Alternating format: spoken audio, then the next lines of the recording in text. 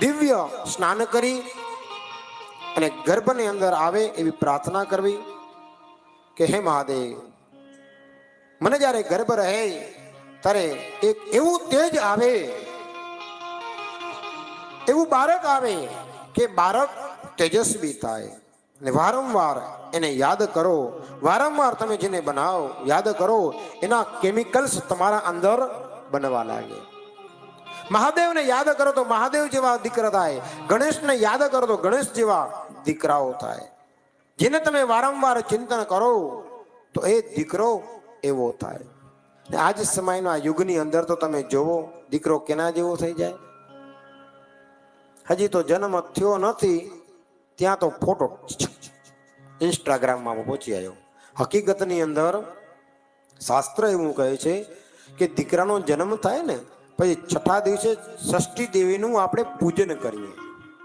એ ષષ્ઠી દેવીના દર્શન પેલે કરાવીએ, એના પેલા મોબાઈલના દર્શન કરાવી દઈએ.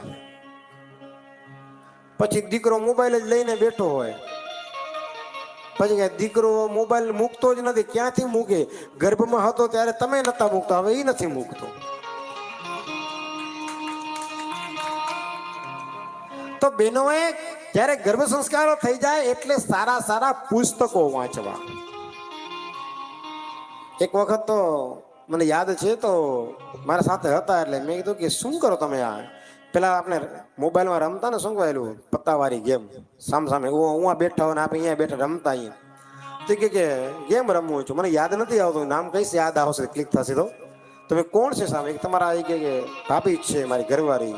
મેં નવરાજ છે તો હા, કે હમણાં કે સારા દિવસ છે તો કાંઈ કામ હોય નહીં, શું કરે નવરી બેઠી લેવ. સામ સામે બંને જણા પત્તા રમતા હતા. મિંડી કોટ જો રમતા હોય ને, મને ખબર નહીં કાંઈક, ભાઈ આપણે તો આ લાઈનમાં આવીએ નહીં.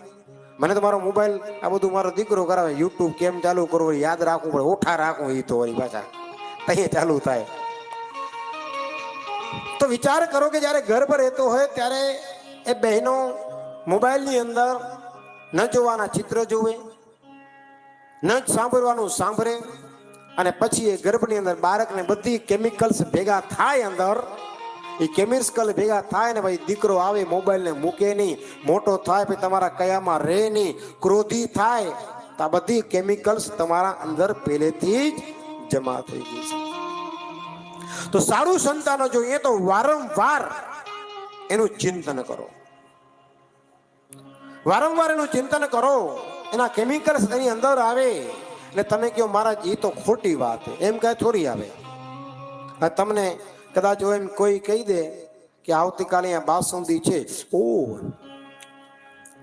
આવી ગયા કેમિકલ્સ બાસુંદીના, આવી ગયા ને.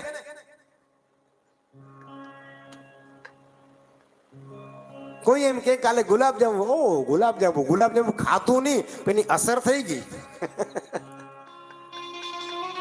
કેમિકલ્સ ત્યાં જ બની જાય તમારા શરીરમાં. તમે જેનું ચિંતન કરો એના કેમિકલ્સ બને. જો સારો પુત્ર જોઈતો હોય, સારું સંતાન જોઈતું હોય તો મહાદેવને યાદ કરો, મહાદેવની ધૂન કરો, વારંવાર ભગવાનને યાદ કરો. હવે મને એવું લાગે છે નંદુભાઈ કે સમય ઘણો થઈ ગયો.